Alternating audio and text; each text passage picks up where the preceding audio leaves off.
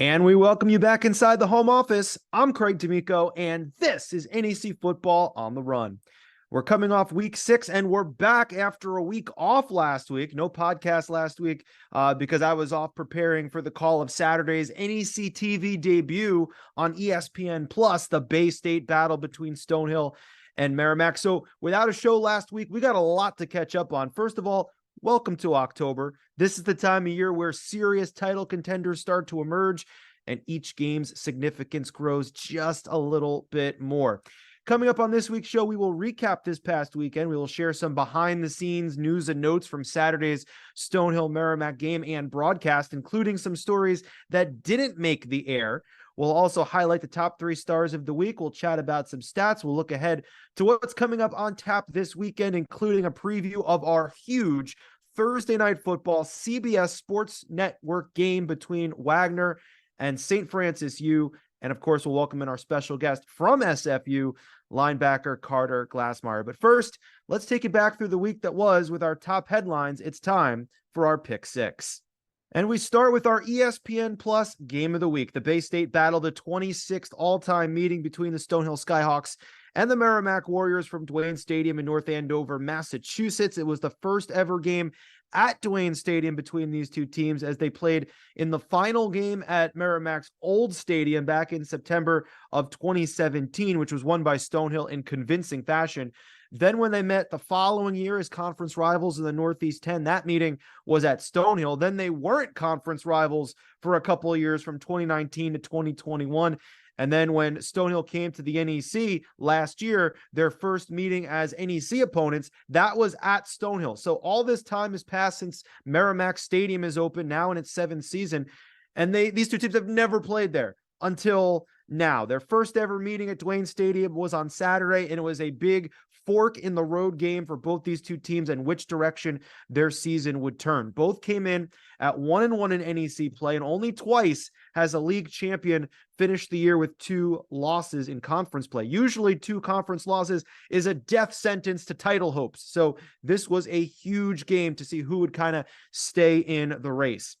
Donovan Wadley for Merrimack got things going on the opening kickoff. He didn't wait long to make an impact. A 52-yard return, setting up the Warriors in solid starting field position. And then Malachi Anthony, who was starting his first game since the spring of 2021, filling in for an injured Gavin McCusker. He led the team downfield and finished the drive with a 3-yard touchdown run. And boy, I implore you, if you have not seen the replay of this touchdown run, you got to go out and see the replay of this touchdown run. There was a collision at the goal line that was ridiculous. Anthony just powered his way through the contact, through the defender pretty much, and into the end zone. It was like a Mack truck bursting his way through. Big touchdown on the opening drive coming off the great return by Wadley. Then Merrimack got a special teams play with a punt block. They got a short field, ball inside the 20. They kicked a field goal to go up 10, just not even two possessions into the game. For the first 12 minutes, Stonehill ran 6 plays, and they only got a total of 4 yards, and they trailed 10-0. But to start the second quarter, Stonehill started to get into rhythm, helped out, though, by some Merrimack penalties. Asher Karaha found Chris Domerkat for a 6-yard touchdown. The extra point was no good. That made it 10-6. On the next Warriors possession, Anthony had a deep 42-yard completion to LJ Robinson. The deep pass threat has been something that was missing from Merrimack's passing game this year. Remember, last week, they beat Sacred Heart without even completing a single forward pass. This time they're completing passes for 42 yards. So that deep threat was there in this game that maybe hadn't been there the last couple of weeks. Donovan Wadley on a direct snap, then ran it in from 4 yards out. Merrimack led 17-6 at halftime. In the third quarter, Anthony went for the home run ball, throwing it up to Wadley, who beat his defender by about 5 yards. 34-yard touchdown pass to make it 24-6.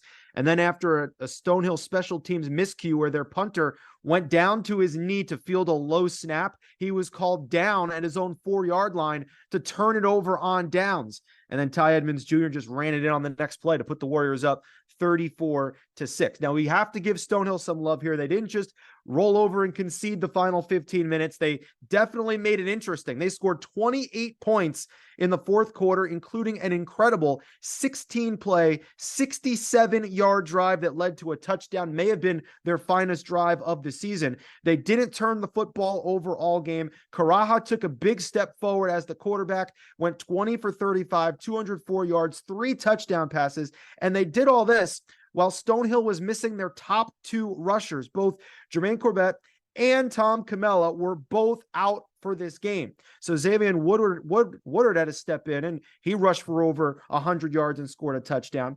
Stonehill, they scored 34 points, 28 in the fourth quarter, and they did that against the number 1 total and scoring defense in the league entering the week. Merrimack did win 45-34, but it certainly got interesting in that fourth quarter. It was the highest scoring game of the season for the Warriors, but even with the win, I imagine there's still going to be a lot to discuss and work on for Coach Kern and the Warriors during their upcoming bye week this week. Not the best finish for Merrimack, but a win is a win. A happy homecoming in North Andover. They get to 2-1, and they keep their title hopes alive.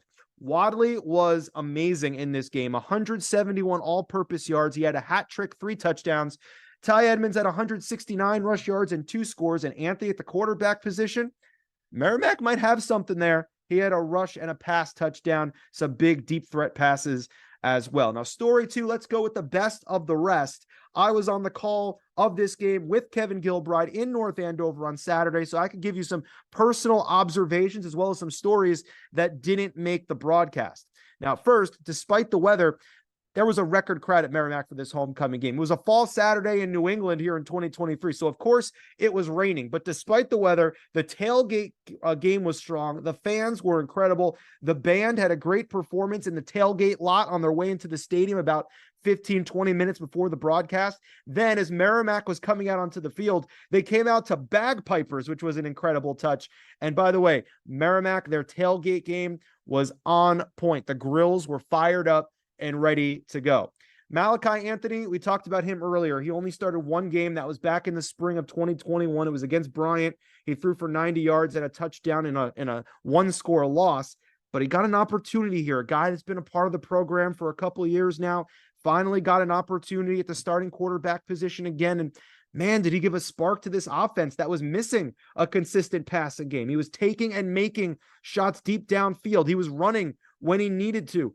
It's going to be interesting to see coming out of this bye week if Anthony can stay as the quarterback 1, whether or not McCusker is healthy or not. I mean, that's going to be really interesting. We know Coach Curran likes to run the ball. Coach Gilbride mentioned this on the broadcast, but now maybe he has a little bit of a passing threat too to work in there in the offensive game plan. So that's going to be interesting to see. Donovan Wadley, my first impressions of him, he's fast. Agent Zero, Mr. All-Purpose, whatever you want to call him.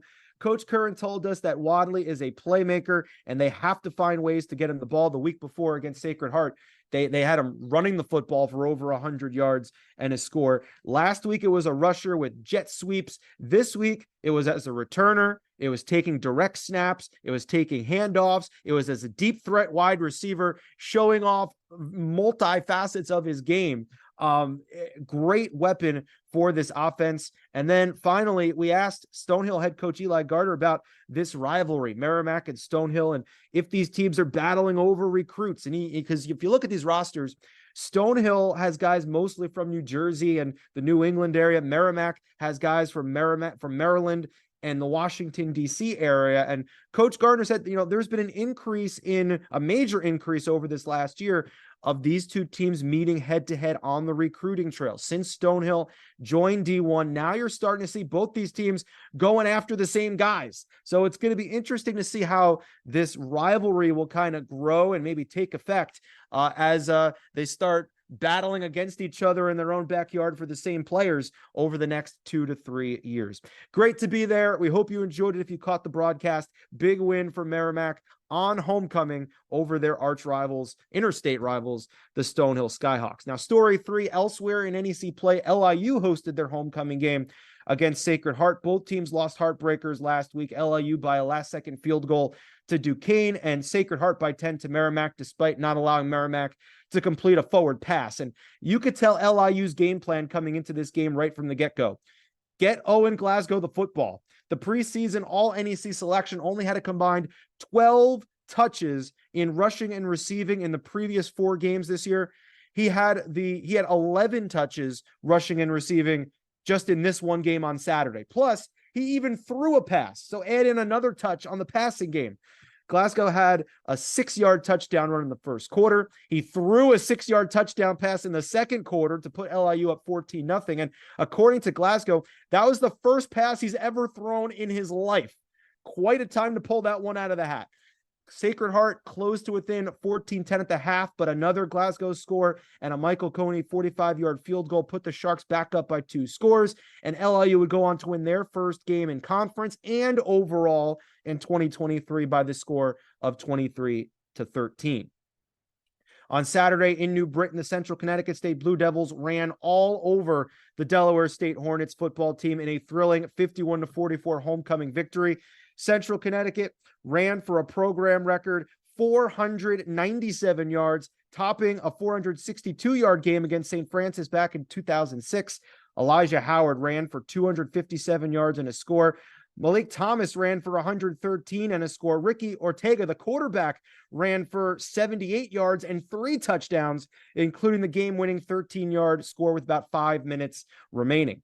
Howard's 257 are the most yards by an NEC running back since 2018. And as you probably could imagine with all that, Central Connecticut takes over as the number 1 rush offense in the NEC at 246 yards per game, while Howard moves up to second in the NEC individual leaders with 100 yards per game rushing average. And the final NEC game of the weekend saw the Duquesne Dukes falling to the Delaware Blue Hens 43-17. Duquesne scored on 3 of their first 4 drives. They had a 17-15 lead in the second quarter, but Delaware scored the final 28 points unanswered to pull away at the end. DJ Powell caught a 52-yard touchdown. He has an NEC leading 4 touchdown catches this year, and Edward Robinson had 86 rush yards for the game, 68 of them coming on a long run to win his second straight Rookie of the Week honor. So the NEC standings have Wagner atop the pack at 2-0 in league play. Duquesne, coming off their conference win last week against LIU, are also unbeaten in NEC play at 1-0. Merrimack, with their win in the Bay State battle, they get over 500 in league play to 2-1. LIU and St. Francis both at 1-1, Stonehill 1-2, Sacred Heart 1-3, and Central Connecticut, they lost their conference opener to Stonehill about a month ago. They haven't been even involved in conference play since. They're looking to build on their big day rushing from last week as they get set to go back into conference play here going forward. It's all conference play the rest of the way for Central Connecticut. 6 straight weeks of NEC action. The Blue Devils are 0-1. It's time for our top 3 stars of this past week, and we start with number 3, Owen Glasgow. We said it earlier, Coach Ron Cooper and offensive coordinator Court Shankweiler were in the lab trying to figure out how to get this guy the football. Glasgow is on the stats performed FCS preseason All-America team. Lots of high preseason praise, but he just wasn't getting the touches on offense. And that changed on Saturday as Glasgow was involved in all 3 LIU touchdowns in their win over Sacred Heart. The Massapequa Park, New York native finished with 7 carries for 26 yards and 2 touchdowns rushing, 4 catches for 16 yards receiving, and he threw a 6-yard touchdown pass to Leek Bryant as the cherry on top of the sundae. Our second star is Merrimack's Mr. All-Purpose, do everything, Donovan Wadley. The Warriors put up a season-high 45 points in their Bay State battle win over Stonehill, and in large parts to Wadley's 3 touchdowns and 171 all-purpose yards. He got the game started with a 52-yard return on the opening kickoff, which led to Merrimack's opening drive touchdown. Then he scored on a 4-yard direct snap run in the second quarter, a 34-yard reception in the third, and a 44-yard touchdown run in the fourth. And of course, our number 1 star of the week, it's Central Connecticut State running back Elijah Howard. The sophomore running back from Knoxville, Tennessee, ran for 257 yards on 23 carries, including a big 80-yard touchdown burst, which gave Central Connecticut the lead in the fourth quarter in their victory over Delaware State. It's Howard's second 100-yard rushing game of the season, and he moved up to second in the league in yards per game rushing average. Now, if you watch this guy run, most of the yards come after first touch or after contact or after a little hesitation at the line of scrimmage. He's patient, he stays balanced, and then he accelerates. He's like that roller coaster that can go from 0 to 80 in like 2 seconds. He can take off when he finds a hole. Howard had the biggest rushing day by an NEC running back since 2018. and he's our top star of week 6. And up next here on NEC Football on the Run, it is time for our weekly chat, and we're joined by a former NEC Defensive Player of the Week. It's St. Francis linebacker Carter Glassmyer. Carter, thank you so much for joining us this week here on the show. Thank you very much for having me. Now, you and the Red Flash are coming off a bye week last week, going into a big game Thursday night, 7 p.m., CBS Sports Network against Wagner. A big night for our league, our first ever football game on CBS Sports Network. So how excited is the team getting ready for this game on Thursday night? It's definitely exciting. Everyone in the school's talking about it, promoting it for a big game, national television. So hopefully we get a big crowd and, a lot of fans come to support. A blackout, right? So it's gonna be great, for sure. But when you guys were coming into this game, you had the week off last week, a short week this week going into a Thursday game. So what's kind of been the preparation like? Just continue to practice. We didn't take much time off. We wanted to keep preparation up, and obviously it's a big game. They're first in the conference right now, so we got to come prepared. They're a really good team, so keep practicing and keep the same motto. Now, are you guys all mixed up on your days? Like, is your Tuesday a Thursday and Wednesday's a Friday and all that? Yeah, so we just had the mindset where we would say a Sunday is a Tuesday practice, something like that. Just kind of keep the week schedule going, because obviously Thursday night game is a little different. But I feel like the team's done a good job keeping the mindset of, even though it's this day, it's that day for game prep. Yeah, so you heard Carter has no idea what actual day it is right now. He's just going to show up on Thursday ready to go. So let's talk about the last time we saw you. It was Stonehill, a big comeback win in comeback fashion. And after, falling in the conference opener, you guys kind of needed that one, and you got it with a big last second drive. So what were your thoughts about, coming off of that game and how you guys were able to kind of pull that one out? It was definitely a hard fought game. I mean, defense, really stood up there, and we got a lot of stops. Then, offense came in clutch when we really needed them at that last second touchdown. And then once again, that last play was a scary one. They had a little play set up where they tried to reverse the fields and all that kind of thing, but it was really good to get the win and try to keep winning streak rolling. Now, you had 13 tackles and a sack, a couple tackles for loss. You were the defensive player of the week in the Northeast Conference. So, how are you kind of able to rise up in such a big kind of, fork in the road game for your team and your season? Just my preparation. I feel like I prepare very well. Try to listen to all my coaching, take my coaching well. And another thing, just give 100% effort every play, Just play. I feel like if I give my 100%, you can make any play you want to. So just keep playing hard and good things will happen. Now, let's go back a little bit to you. You're a Pennsylvania kid. So, when, where, how was it that you kind of fell in love with football, and how did your football journey take you to Loretto to play for SFU? So I started playing football in first grade. So 6 years old, and fell in love with it ever since. Played all of youth, played all of high school. I've always played linebacker my whole life. It's been my favorite position. Only played linebacker in high school, which some people might think is weird, but what I love to do. I love playing linebacker. I feel like I have a feel for the position.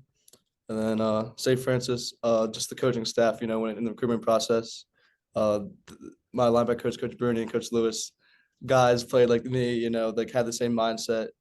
Both great players themselves. So it's just, how can you not want to play for those guys? There's great linebackers, understand the position, and both PA bred. So it's absolutely just easy place to fall in love with.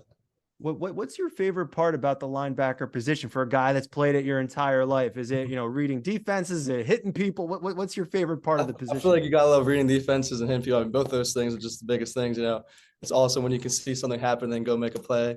And I feel like it's the best position on the defense, because you're in the middle spot and you can have an impact on every level of the defense. So it's just awesome. And looking ahead to this game, we talked about it. We're excited. Big atmosphere on Thursday night. From what you've seen on tape going into this game from Wagner, what are you kind of expecting from them? They have a quarterback that can kind of run and pass, multi-threat. So what might be some keys for you on the defensive side on Thursday night? They're definitely a great offensive team. Great quarterback. Very good skill positions with receivers. Then the running backs run really hard. The big offensive line. So I mean, they're at all we got to be prepared for everything and anything. And they're gonna be a great team, and we're gonna have to play a hard-nosed game. We're looking forward to watching it, and we'll get you out here with these quick hitters, the final 5 questions. So just give us the first thing that comes to mind. All right. Mm-hmm. All right. Favorite color? Blue. Okay. Your favorite Halloween costume that you had growing up? Mm, Probably Harry Potter. Okay, very good. What's your favorite snack or junk food? Uh, Let me think. Fruit snacks. Okay. If we asked your teammates to describe you using one word or phrase, what would be that word or phrase and why? Uh, Probably conservative because I don't really, I don't talk that much. But if you get closer to me, you can see me a little funnier. But I don't go out of my way to make much So, attention for myself. so are you like a lead by example guy? I would think so. I'm not more of a vocal kind of guy. Just gotta do as I'm told. Okay. And finally, St. Francis will win the NEC championship again this year if finish the sentence. If we hold our opponents to under 14 points the last couple of games, and I've complete faith in our offense to keep scoring points. Is that your goal or a team goal to kind of put? I just think that if we do that, there's no way we can't win. Because your offense, they're pretty good too. They could They're score more than 14, right? For sure. Well, we want to thank you so much and best luck. We're really looking forward to this Thursday night game. So best of luck to you and the rest of the team. Thank you very much. Be sure to check out Carter and the Red Flash taking on the Wagner Seahawks Thursday night, 7 p.m., CBS Sports Network. And also be sure to check out the full NEC Football on the Run episode over on the NEC Overtime pod, available wherever you get your podcasts. For today's Stat Chat, we once again highlight the Central Connecticut State ground attack from Saturday's win over Delaware State. Central Connecticut became the first team to total over 500 yards of total offense this year. They put up 584, and the Blue Devils ran for a program record 497 on the ground, marking the most rushing yards by an NEC team against a Division I opponent since Sacred Heart had 538 against Bryant back in October of 2018. Running back Elijah Howard accounted for more than half of the Blue Devils' yards on the ground to finish with the most rushing yards by an NEC player since Jordan Meacham of the Sacred Heart Pioneers ran for 318 in a single game back in 2018 against the Bryant Bulldogs. Howard joins Jermaine Corbett and Ty Edmonds Jr. as NEC running backs to have 200 or more yard rushing games this season. Central Connecticut now stands at 8th in the nation, averaging 246 rushing yards per game. They're about 40 yards per game better than Merrimack, who isn't too far behind. They're at 15th in the nation in rushing yards per game. So the NEC has two of the top 15 rushing teams in the entire country. And finally, let's take a closer look at what's ahead in Week 7. Here's what's coming up on tap. At noon on Saturday, the Sacred Heart Pioneers will travel not too far, maybe about 30 minutes from campus to New Haven, Connecticut for a date with the Yale Bulldogs. It's been rough sledding in 2023 for the Pios. Let's not lie. They've lost 2 in a row and 5 of their first 6 overall, with their lone win coming back on September 23rd against Sacred Heart, or against St. Francis, I should say, on a last-second field goal. These programs, Yale, Sacred Heart, they're less than 20 miles apart, but Saturday will be their first ever encounter.